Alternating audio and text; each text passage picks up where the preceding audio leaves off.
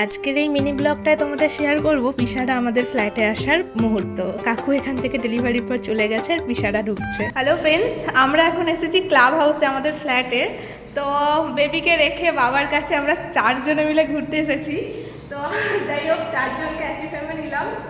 আর এটা club house করেছে আমাদের ফ্ল্যাটে। এখানে আছে টেবিল টেনিস, আর বাইরের এখনও ডেকোরেশন চলছে। আমরা ওপরে যাব, আরও অনেক অনেক জিনিস কী কী করেছে তোমাদের সাথে শেয়ার করব। তো চলো, তুমি কিছু বলতে চাও? তোমাদের কেমন লাগছে এখানে এসে? তো চলো। আর এই যে ধরো আমাদের একটা ফ্রিলি আগে ঘোরা ছিল, এখন বেবিকে রেখে তাড়াতাড়ি চলে যেতে হবে।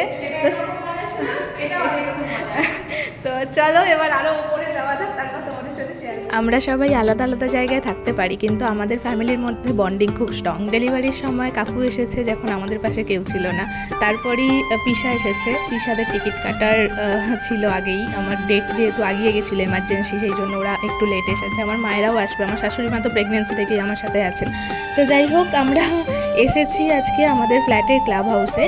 এখানে জিম, সুইমিং পুল, তারপর ক্লাব হাউসটায় যে গেমিং হাউস থেকে বেবিদের, তারপর table tennis, badminton, others, library, বসার জায়গা, অনেক সুন্দর সুন্দর জিনিস বানিয়েছে, যেটা আমাদের পুরো একদম নিজেদেরই বলা যেতে পারে। কারণ এটার জন্য আমাদের থেকে পেমেন্ট নিয়েছিল। এটা আমরা সবাই ফ্রিলি ইউজ করব। যেহেতু পিসা বনু সবাই জিম করে, তাই জিম দেখে ওর লোভ সামলাতে পারেনি, বসে গেছে মেশিনে গিয়ে, যদিও ওর কাছে ড্রেস নেই।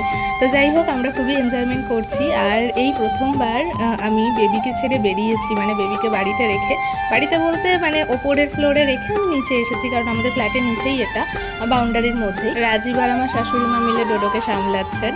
আর যাই হোক, আমরা এক্ষুনি চলে যাব। জাস্ট আমি দেখাতে নিয়ে এসেছি যে আমি আজকে চলো তোমাদের দেখিয়ে আনি, কারণ এখানে এন্ট্রি করতে হয় ফ্ল্যাটের নাম দিয়ে, সব কিছু আমাদের ডিটেল লাগবে। তো তারপর থেকে ওরা গিয়ে যাতে ইউজ করতে পারে। তো যাই হোক, এখানটা যে কমার্শিয়াল বানিয়েছে, এখানে কোনো অনুষ্ঠান পারপাসের জন্য ফাঁকা রেখেছে। আর টেবিল টেনিস এখানে আমরা কথা বললাম, এটা তো তোমরা দেখেছি। নিচেও হাঁটার জন্য অ্যাভেলেবেল প্রচুর স্পেস। আর এখানেও ডোডো চিন্তা নেই, বড় হলেও এসে খেলতে পারবে, আমরাও এসে বসতে পারবো। যাই হোক, বাড়ি চলে যাব। বাড়ি থেকে এসে ডোডোর যখন সময় হবে এগুলো দেখার, এনজয় করার, তখন খুব এনজয় করবে। যাই হোক, বাইরে সুইমিং পুলটা দেখানোর আর সুযোগ হয়নি, কারণ অন্ধকার ছিল। আজকের ব্লগটা তোমাদের কেমন লাগলো কমেন্টে জানিও। ভালো লাগলে লাইক এন্ড সাবস্ক্রাইব করে দিও। দেখা হচ্ছে নতুন ব্লগে।